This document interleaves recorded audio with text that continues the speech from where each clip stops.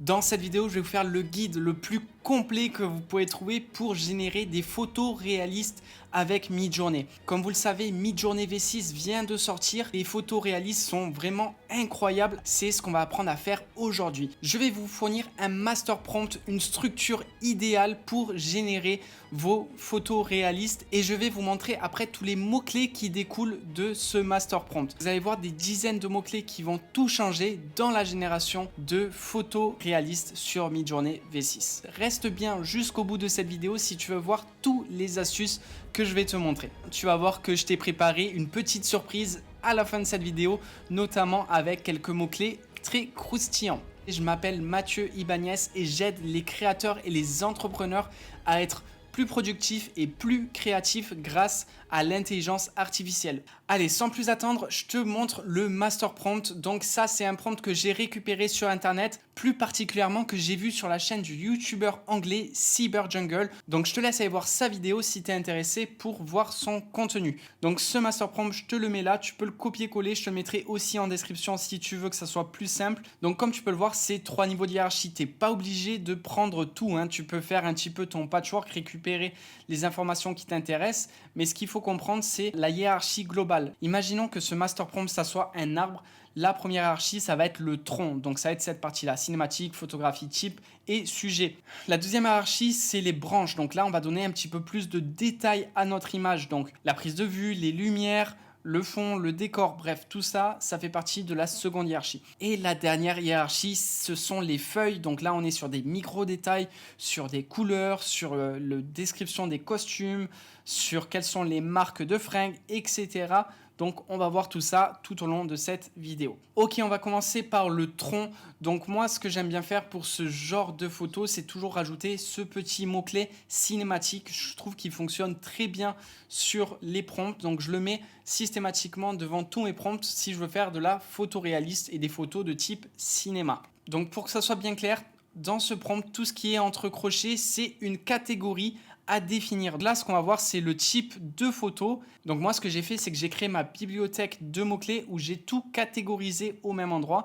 Et c'est parti. Donc le premier type de photo, c'est le portrait. Donc c'est très traditionnel et le mot-clé à copier-coller, c'est celui-ci, portrait photo. Le second type, c'est de la street photo. Donc ça, c'est vraiment des photos prises un petit peu spontanément dans la vie quotidienne, notamment dans la rue. Le troisième type, c'est des photos un petit peu plus historiques. Donc là, tu as plusieurs types. Soit des photos avec un style un petit peu ancien, comme on peut voir sur cette image avec un petit effet noir et blanc, soit des photos de reconstitution historique. On passe ensuite sur des photos macro. Donc là, tu les connais, ce sont des photos qui sont ultra zoomées avec beaucoup de détails. Donc on aime bien faire ça surtout avec des petits insectes, des plantes, ce genre de choses. Moi, dans mon exemple, je suis parti sur une patte de chat et on voit que chaque poil est représenté avec beaucoup de détails. Donc c'est très intéressant les photos macro pour cela. Ici, on a le mot-clé Wildlife Photo, donc photos animalières prises dans leur habitat naturel. C'est vraiment très intéressant pour faire des belles photos animalières. On continue sur le prochain mot-clé, c'est Product Photo ou Commercial Photo. Donc ça, ce sont des mots-clés pour générer des photos de type publicité. On arrive après sur le style life photo. Donc ça, ce sont des photos qui mettent en scène un lieu, on va dire, un petit peu abandonné ou en tout cas où on a laissé tous nos outils en place comme si on était parti et voilà, cette photo va figer cette scène. Donc c'est vraiment des très belles photos. Underwater photographie, donc des photos prises sous l'eau. Donc là, j'ai marqué sous-marine, mais en fait, c'est pas vraiment sous-marine. On va marquer sous l'eau parce que c'est pas très profond, on reste vraiment à la surface. D'ailleurs, on voit souvent dans ce type de photo la surface de l'eau qui donne cet effet très joli. Donc voilà, c'est des photos prises sous la surface de l'eau. Tu peux après le coupler avec des caméras comme la GoPro qui est spécialisée pour les photos sous-marines, mais tu peux aussi le mettre avec des autres types de caméras comme des réflexes si tu veux pas avoir l'effet fish eyes de la GoPro. Prochain mot-clé, c'est aérial photographie, donc une photo vue aérienne. Donc là, c'est très intéressant. C'est un petit peu comme si on avait mis en place un drone et qu'on faisait une photo avec un drone. Bien entendu, on peut coupler ce mot-clé avec un drone. Donc on verra un petit peu plus tard tous les appareils photo. Donc il n'y a pas de souci, on verra le drone aussi. une fashion photo. Donc ça, c'est une photo un petit peu de mode qu'on pourrait retrouver très facilement dans des magazines de mode. Donc là, ça va vraiment être des photos un petit peu style mannequinat. On passe au prochain mot-clé, fantasy photo. Donc là, on va essayer d'être un petit peu plus créatif sur les photographies et je trouve ça très intéressant. Ici, on est sur documentary photo, donc une photo de type documentaire, très intéressant aussi. Landscape photo, c'est tout simplement le mot-clé si tu veux faire des photos de style paysage. Food photographie, c'est le mot-clé qu'il va te falloir si tu veux générer des images de nourriture, des images culinaires pour un menu d'un restaurant ou autre. Night photographie, donc ça va être des photos prises de nuit que tu peux coupler avec le mot-clé longue exposure si tu veux avoir des traînées de lumière, notamment par exemple pour des voitures où tu verrais la traînée des phares dans la nuit. C'est très intéressant. On va finir cette catégorie avec les 3 derniers mots-clés. Donc architecture, photographie, si tu veux faire des photos d'architecte, que ce soit intérieur ou extérieur. Donc ça, c'est très intéressant. Midjourney V6 est vraiment très impressionnant à ce niveau-là. Sport, photographie pour récupérer vraiment des photos de sport. Mais là, on est dans l'action. Hein. Comme tu le vois dans cette vidéo, on est en pleine action. Donc ça, c'est très intéressant. Ce sont des photos dynamiques capturées dans l'action du jeu comme c'est indiqué ci-dessous. Et on finit cette catégorie par les photographies minimalistes. Donc là, c'est très intéressant. On va voir des photographies qui sont assez simples, qui utilisent le moins possible d'éléments pour composer la photo.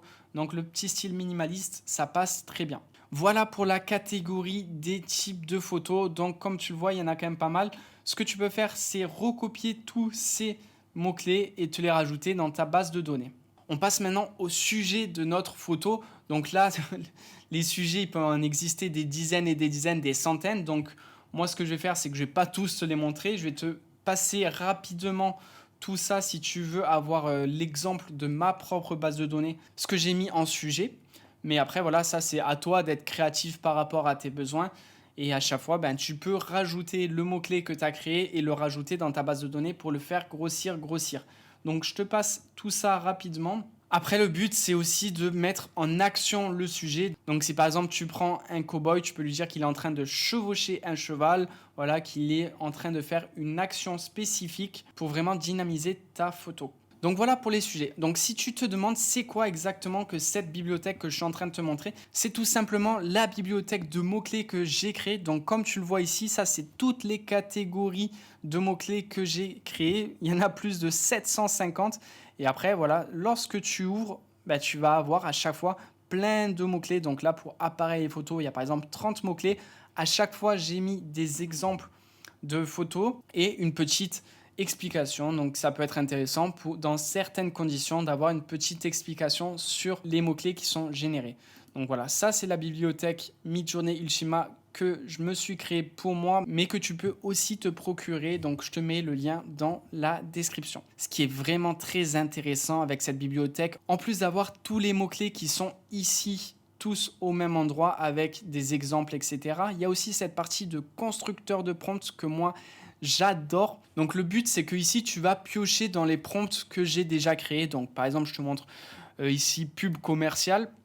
Donc ça, c'est un des nouveaux prompts que je viens de faire. Donc tu vois que le prompt, il est ici, type de photo, produit, mise en scène, lumière, composition, etc. Et en fait, le truc, c'est que toi, tu vas pouvoir aller piocher directement dans les mots-clés qu'on a vus en amont pour générer ton prompt. Donc là, je reste dans le thème, je marque Product Photo et tu vois que mon prompt, il change ici directement. Pour le produit, ça, je le ferai la modification directement dans Midjourney. Pour les lumières, je vais aller chercher comme ça mes lumières. Donc par exemple, je vais mettre Diffuse Light et on voit que mon prompt, il se modifie en temps réel. La composition, pareil, je vais changer. Je vais mettre par exemple une composition de dominance et le mot-clé se change automatiquement. Là, je vais mettre les réglages de mon ratio d'image, donc 16 neuvième.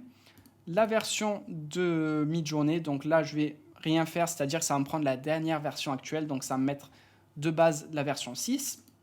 Et dans les paramètres, pour ces images, moi, je conseille tout le temps du style RAW, donc j'appuie sur style RAW et tous les paramètres se mettent. Puis après, j'ai plus qu'à faire un copier-coller de ce prompt dans Midjourney pour le générer très rapidement. Arrivé dans Midjourney, j'ai plus qu'à faire un collet, tu vois que le prompt il se met directement. Là je vais changer finalement les derniers réglages que j'ai à faire. Donc là en produit je vais marquer par exemple un parfum et en mise en scène, donc en décor je vais mettre des fleurs dorées. Donc on va voir ce que ça me sort. Et voilà, en quelques secondes, l'image qui m'a généré. Donc ça c'est vraiment extraordinaire hein, pour faire très rapidement des photos réalistes sur Midjourney. Vraiment je te conseille d'utiliser ces prompts. Donc si toi t'es intéressé pour avoir cette bibliothèque de Midjourney Ultima avec tout, c'est-à-dire les 770 mots-clés actuellement, les styles personnalisés, là il y en a plus de 200 styles personnalisés, 250 même, le constructeur de prompts avec les 17 prompts génériques que tu peux comme cela modifier ultra facilement, la bibliothèque de réalisation personnelle où tu vas pouvoir stocker toutes tes réalisations. Donc si tu veux te procurer cette bibliothèque pour te faire gagner énormément de temps sur la création de tes images avec Midjourney, je te mets le lien directement dans la description qui va te ramener vers la page de présentation de cette bibliothèque. Ok, on va revenir à nos catégories, donc reste bien jusqu'à la fin de cette vidéo parce que tu vas voir énormément de mots-clés très intéressants à utiliser. Et si jamais je vais un petit peu trop vite, n'hésite pas à revenir en arrière dans cette vidéo, mettre pause, copier-coller les mots-clés que je te présente directement dans ton Midjourney. Tu vas voir, ça va faire des miracles sur tes photos. Donc maintenant qu'on a vu le tronc de Master Prompt, donc le type de photo, le sujet et l'action, on va passer un petit peu plus aux détails. Et on va commencer avec les prises de vue. Donc ça, c'est ultra intéressant. Tu vas voir que les prises de vue, il y en a plein. Donc n'hésite pas à mettre pause, à récupérer directement ce que tu vas voir sur mon écran dans ta propre base de données. Donc la prise de vue, qu'est-ce que c'est? C'est finalement où est la caméra par rapport à ton sujet, ce qui va te permettre de mettre en scène ton sujet et d'avoir différentes émotions ou différentes informations sur ta photo. Donc là, par exemple, on est sur le premier wide shot, c'est donc un plan large, ce qui va te faire une photo d'ensemble pour avoir des informations sur le contexte. Donc ça, c'est très intéressant. Le plan moyen, le gros plan, donc close-up shoot, là, on va aller chercher des détails. Donc tu peux faire un gros plan sur un visage, mais tu peux aussi le faire sur des mains, sur des détails que tu pourras spécifier. Ici, tu as le très gros plan. Donc, tu verras que certaines fois, les mots-clés ne sont pas très bien respectés par Midjourney. Donc, ça arrive, ça dépend, ça change d'une version à une autre. Et là, en version 6, le extreme close-up shoot, finalement, il fait pas beaucoup mieux qu'un close-up shoot. Donc, voilà, c'est quand même aussi intéressant de pouvoir avoir une vision globale sur tous les mots-clés et après d'aller choisir exactement celui qui t'intéresse. Ici, on a le plan en contre-plongée, donc la caméra vue un petit peu par-dessous pour donner un petit peu plus de puissance au sujet. Ici, on va voir l'inverse, donc une caméra un petit peu au-dessus du sujet, donc le plan en plongée, qui va donner cette impression que le sujet est un petit peu plus petit, un petit peu plus soumis. Ici, on a un plan vue d'oiseau. Donc là, c'est pas très bien retranscrit sur cette image. Donc encore une fois, ça dépend des versions de Midjourney. En version 5.2, je trouve que ce plan est mieux retranscrit qu'en version 6. Mais grosso modo, c'est un plan vue d'oiseau, donc comme si c'était un drone ou un aigle qui était en train de regarder la scène. Ici, ça va être l'inverse. Donc là, c'est un plan vu par un ver. Donc Worms Ice View Shot. Donc ça, c'est un plan vu directement du sol qui va montrer un petit peu la grandeur de la scène. Ici, tu as le plan d'ensemble, le plan en profondeur de champ, donc ce qui va permettre d'avoir un effet flouté derrière le sujet. Un plan de détail, encore une fois, où tu peux aller choisir quels sont les détails que tu souhaites avoir. Un plan d'environnement, là c'est pareil, c'est un plan qui va permettre de mettre le sujet dans son environnement de travail ou dans son contexte. Donc ça, c'est très intéressant. Si par exemple tu fais un chef cuistot, il y aura un environnement d'une cuisine ou ce genre de choses. Donc là, tu as le plan silhouette, donc tu vas juste voir la silhouette de ton sujet qui va contraster sur le fond. Le plan en portrait, le plan macro, le plan aérien, la règle des tiers. Donc ça va être un plan qui essaye d'aligner tes éléments sur la règle des tiers, donc c'est-à-dire sur les 2 tiers de ton image. Donc je pense que tu connais la règle des tiers, mais voilà, grosso modo, c'est comme sur cette image. On voit que ici, la maison, elle est sur le tiers gauche, que le gars il est aligné sur le tiers droite et pareil horizontalement son katana est aligné sur le tiers bas et sa tête est alignée sur le tiers haut. Donc voilà, ligne directrice là c'est pour aiguiller tes yeux vers un point distinct. Donc là dans cette image nos yeux sont attirés par cet endroit parce que toutes les lignes ramènent à ici. Ici on a le framing shoot, le ice level shoot, donc ça c'est un plan à hauteur des yeux. Le side profile, donc ça c'est si tu veux prendre un profil de quelqu'un, pas l'avoir de face, mais voilà, vraiment avoir le profil de cette personne. Ici, ça va être de dos. Là, tu vas voir le plan entier. C'est si tu veux montrer une personne en entier, notamment de sa tête jusqu'à ses pieds. Et tu peux aussi avoir du contexte sur son environnement. Donc ça, c'est le full shoot. Prise de vue par-dessus l'épaule. Donc c'est pas très bien respecté sur Midjourney parce que normalement, prise de vue par-dessus l'épaule, tu devrais avoir un deuxième personnage où tu devrais voir juste son épaule un petit peu floutée et tu verrais par-dessus son épaule. Donc actuellement sur Midjourney, c'est pas très bien respecté. Le Dutch Angle Shoot, donc ça c'est un plan très intéressant, c'est un plan néerlandais. Malheureusement, encore une fois, sur Midjourney actuellement, il n'est pas très bien respecté parce que normalement, le plan néerlandais, ça fait pivoter un petit peu la caméra vraiment sur un pivot comme ça et ça lui donne un angle de caméra et c'est ça le plan néerlandais qui n'est pas actuellement respecté sur Midjourney mais qui va potentiellement arriver au fur et à mesure des mises à jour. C'est pour ça que moi je le garde et que de temps en temps je le teste et je vois s'il fonctionne ou pas. Le plan décentré, la photo spontanée, la photo asymétrique et on finit avec un plan diagonal qui va créer un petit peu de dynamisme dans tes photos. Donc voilà, ça c'était la liste de toutes les prises de vue, donc tu vois qu'il y en a quand même pas mal. En plus des prises de vue, tu peux aussi avoir la composition de ton image. Donc là, je vais pas tous te les faire, mais je te les affiche. Si tu veux mettre pause à la vidéo, regarder, prendre ton temps et les copier-coller dans ta base de données, fais-toi plaisir. Donc là, grosso modo, c'est comment le sujet se comporte dans ton image. Donc après, c'est des tests à faire. Il n'y a pas tout qui est très très bien retranscrit dans Midjourney, mais encore une fois, c'est en progression. On va passer maintenant aux décennies et aux périodes. Donc là, tu peux lui donner vraiment un style à Midjourney par rapport aux années. Donc ici, les années 40, les années 50, 60, la révolution industrielle, l'époque contemporaine, le 20e siècle, le 21e siècle.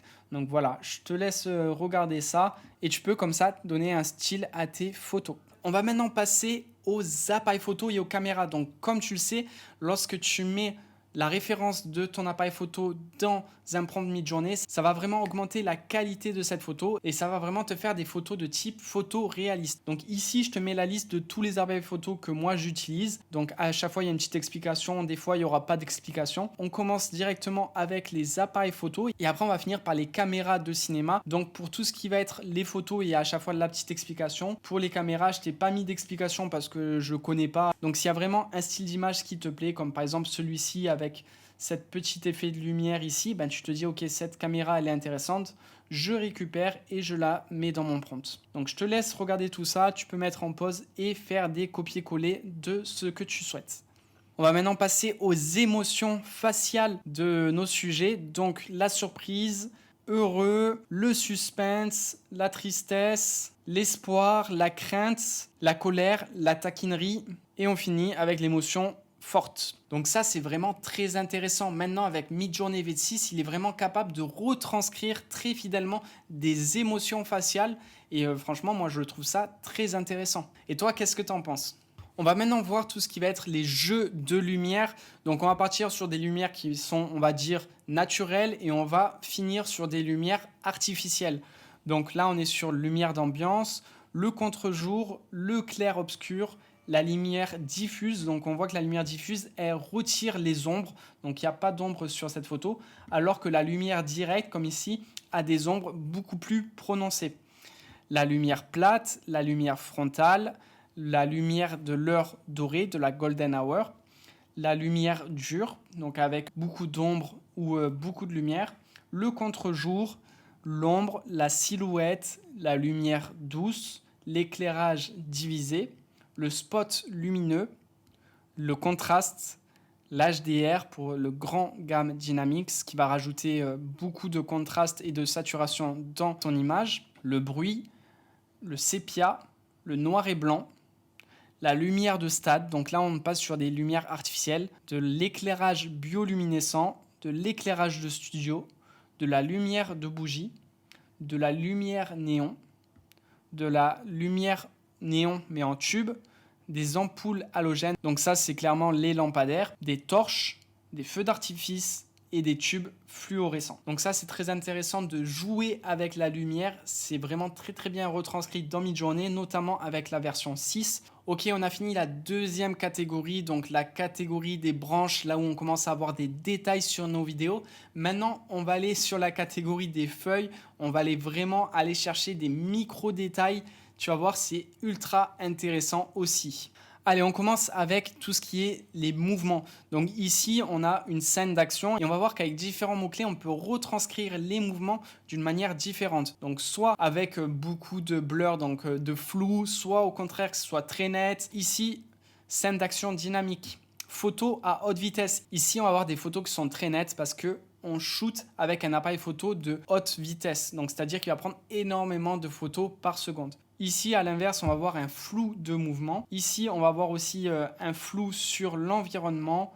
Là, un mouvement dynamique, un mouvement rapide, un mouvement lent et une traînée de mouvement. Donc la traînée de mouvement qui fonctionne particulièrement bien, par exemple, avec des phares de voiture. On continue avec la mode vestimentaire, punk, gothique, steampunk, kawaii, bon chic, bon genre, minimaliste, avant-garde, flapper. Donc flapper, c'est un petit peu le style à l'ancienne. Hippie, électrique, teachwear, bohémienne, hip-hop, urbain, sportif, streetwear. Donc voilà, ça c'est plein de styles, bien entendu il en existe encore. Et au fur et à mesure des mises à jour de ma bibliothèque Midjourney Ultima, je vais bien entendu ajouter énormément de nouveaux mots-clés. On passe maintenant aux textures, aux patterns et aux matériaux que tu peux utiliser, notamment par exemple pour un sac à main ou ce genre de choses. Je ne vais pas tous te les citer, je te laisse faire pause et bien regarder par toi-même dans la vidéo. Donc je vais te défiler tout ça tranquillement. Et comme tu peux le voir, on peut être extrêmement précis dans nos prompts. Midjourney V6 a fortement augmenté sa compréhension des prompts, donc tu peux y aller avec des détails très précis et normalement, il devrait bien te le retranscrire en image. Il est aussi capable de te retranscrire une marque, donc si tu lui envoies par exemple Gucci, Chanel ou Louis Vuitton, il va être capable de te générer des images dans le style que tu lui as demandé. Ici, je te montre les mots-clés par rapport à la temporalité dans une journée. Donc, ça part de l'aube, ça va finir au coucher de soleil et tu vas avoir plusieurs styles de photos par rapport à l'heure de la journée. Donc, la golden hour, l'heure bleue, le lever de soleil, le matin, le midi, après-midi, coucher de soleil, crépuscule, tombée de la nuit, en journée, l'heure magique. L'heure magique, c'est entre la golden hour et la blue hour. Donc, c'est un mix des deux.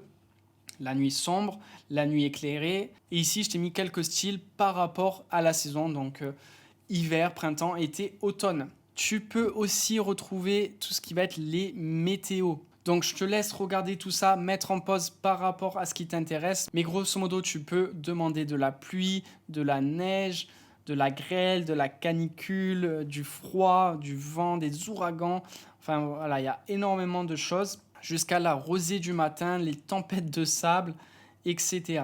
Alors maintenant, tu sais comment créer des photos réalistes avec Midjourney V6. Donc tu vois que c'est ultra simple, il faut avoir les bons mots-clés. Donc n'hésite pas à regarder bien cette vidéo, faire les copier-coller des mots-clés directement dans ta base de données. Et si jamais tu veux pas te faire chier et récupérer directement ma base de données, je te mets le lien directement dans la description qui va te ramener vers la page de présentation de Midjourney Ultima. Donc ça, c'est la bibliothèque que j'utilise qui me permet de mettre tous mes mots-clés au même endroit. Ils sont tous catégorisés. Je fais des mises à jour régulières de Midjourney Ultima, notamment aujourd'hui, là, c'est la version 3 qui sort, qui rajoute encore 150 nouveaux mots-clés et je crois 4 ou 5 nouveaux prompts génériques. Donc c'est vraiment beaucoup de contenu que je mets à jour régulièrement. Donc n'hésite pas à aller voir cette bibliothèque. Ici, tu auras tout ce qui va être les mots-clés que tu peux récupérer. À chaque fois, tu as la version anglaise à copier-coller dans Midjourney, mais tu as aussi la version française, puis des exemples et des explications. Tu peux mettre des mots-clés en favoris, ce qui va les faire remonter dans la liste et après, tu pourras les retrouver aussi ici dans tes favoris. Tu peux après les retirer des favoris au besoin. Ici, tu as toutes les catégories qui sont classées dans des autres vues. Donc ici, par exemple, tu vas voir tout ce qui va être les influences d'œuvres. Donc là, ça va être toutes les œuvres d'artistes que tu peux t'influencer dans tes créations. Ici, je t'ai mis 250 styles de Midjourney qui sont très intéressants que tu peux directement copier-coller.